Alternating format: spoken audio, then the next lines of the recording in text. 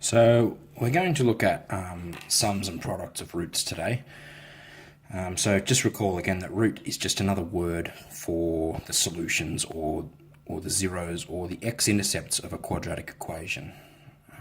So if we were to define the solutions or the roots for our quadratic equation as alpha and beta, then that means we can write our quadratic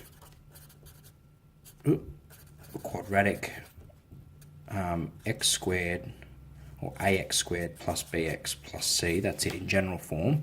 We can write that in the equivalent form as x minus alpha and x minus beta. Okay, that means that alpha and beta are roots of that equation, because if we were to go and solve this thing here equal to 0, we would obviously get solutions of x equals alpha and x equals beta. Okay, so in doing that, what we're going to use is we're going to use this identity notion of quadratics. So what we're going to do is we're going to expand that and then equate the various coefficients. So if we expand the right hand side over here, we're going to get x squared. So using our FOIL technique first, or x squared. Outside we're going to get negative beta x. Inside we're going to get negative alpha x. And the lasts we're going to get positive alpha beta. I'm going to rewrite this because I'm going to look at these two middle terms here and factor out the x. So we're going to get x squared. I'm going to factor out the negative x. And what goes back in is a beta plus alpha, which I'm going to write as alpha plus beta. And that's equal to that. Okay, so from there now we can start to do some equating coefficients. Notice that the coefficient of the x squared in this term is 1. So what we need to do really quickly before we do that is we need to change this equation so that it's monic. So the way that we're going to do that is we're going to divide every term in this trinomial by a.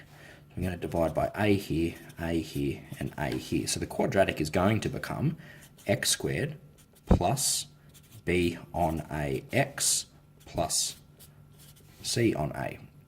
And now what we can do is we can start to equate some of these coefficients.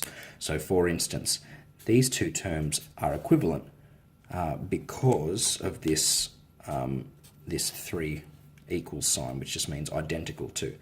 So what we can also say in the same effect is that this term here is the equivalent of this term here, and that this term here is the same as that term there.